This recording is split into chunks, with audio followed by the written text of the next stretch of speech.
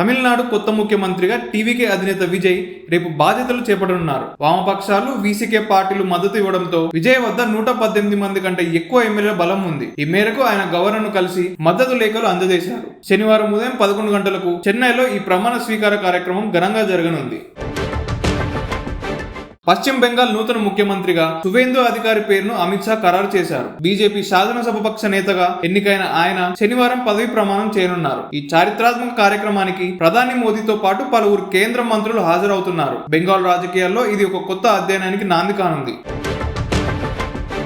బెంగాల్లో టీఎంసీ అరాచక పాలన అంతమైందని అమిత్ షా వ్యాఖ్యానించారు. సువేందు అధికారి విజయం రాష్ట్ర చరిత్రను మలుపు తిప్పుతుందని ఆయన ధీమా వ్యక్తం చేశారు. 5 దశాబ్దాల చీకటి పాలన నుంచి ప్రజలకు విముక్తి కలిగిందని పేర్కొన్నారు. ఎన్నికల్లో ఇచ్చిన హామీలను నెరవేర్చి రాష్ట్రాన్ని అభివృద్ధి పదంలో నడిపిస్తామని అమిత్ షా స్పష్టం చేశారు.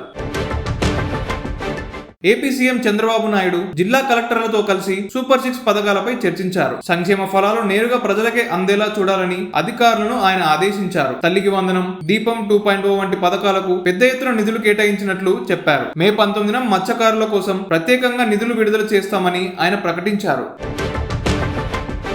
కొడంగల్ నియోజకవర్గంలో వెంకటేశ్వర స్వామి ఆలయ పునర్నిర్మాణానికి సీఎం రేవంత్ రెడ్డి భూమి పూజ చేశారు. ఈ నియోజకవర్గాన్ని ఎడ్యుకేషనల్ హబ్ గా మారుస్తానని ఆయన హామీ ఇచ్చారు. కృష్ణా జలాలు ఈ ప్రాంతానికి వచ్చే వరకు విశ్రమించబోనని స్పష్టం చేశారు. తనను సీఎం చేసిన ఈ నియోజకవర్గ అభివృద్ధికి శక్తివంచన లేకుండా కృషి చేస్తానన్నారు. బీఆర్ఎస్ నేత కేటీఆర్ విమర్శలపై కేంద్ర మంత్రి బండి సంజయ్ తీవ్రంగా స్పందించారు. గత ప్రభుత్వ హయాంలో రైతులను ఇబ్బంది పెట్టారని, అవినీతికి పాల్పడ్డారని ఆరోపించారు. కేటీఆర్ తన నోరు అదుపులో పెట్టుకోవాలని ఆయన హెచ్చరించారు. అహంకారం వల్లే కేసీఆర్ ఫామ్ హౌస్ కు పరిమితమయ్యారని, బీఆర్ఎస్ మళ్లీ అధికారంలోకి రావడం అసాధ్యమని ఎద్దేవా చేశారు.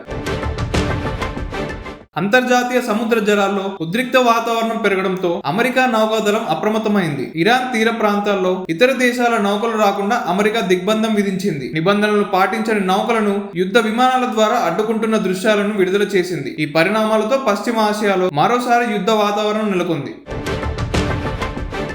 రష్యా అధ్యక్షుడు పుతిన్ పై ఉక్రెయిన్ హత్యాయత్నం చేసిందన్న వార్తలు కలకలం రేపుతున్నాయి. ఈ దాడి ప్రయత్నం నేపథ్యంలో పుతిన్ భద్రతను రష్యా అధికారులు మరింత పెంచారు. ఆయన పర్యటనను కూడా తగ్గించుకున్నట్లు సమాచారం. భద్రతా కారణాలతో మాస్కో ఈ విషయాన్ని చాలా కాలం రహస్యంగా ఉంచింది. రణ్వీర్ సింగ్ నటించిన దురంధర్ 2 డిజిటల్ విడుదలకు సిద్ధమైంది. మే 14 నుంచి నెట్ఫ్లిక్స్ లో అన్కట్ వర్షన్ అందుబాటులో రానుంది. ఇండియాలోని ప్రేక్షకుల కోసం మే 15 నుంచి జియో హాట్స్టార్ లో ఈ సినిమా స్ట్రీమింగ్ కానుంది. సుమారు 4 గంటలు నిడివి ఉన్న ఈ యాక్షన్ మూవీ కోసం అభిమానులు ఎంతగానో ఎదురు చూస్తున్నారు. టాలీవుడ్ దర్శకుడు కళ్యాణ్ శంకర్ తో కలిసి హీరో కార్తి ఒక సినిమా చేస్తున్నారు. హైదరాబాద్ లో ఈ సినిమా పూజా కార్యక్రమాలు ఘనంగా జరిగాయి. ఇందులో మీనాక్షి చౌదరి హీరోయిన్ గా నటిస్తున్న వార్తలు వస్తున్నాయి. తారా ఎంటర్టైన్మెంట్స్ నిర్మిస్తున్న ఈ చిత్రం వినోదభరితంగా ఉండబోతోంది.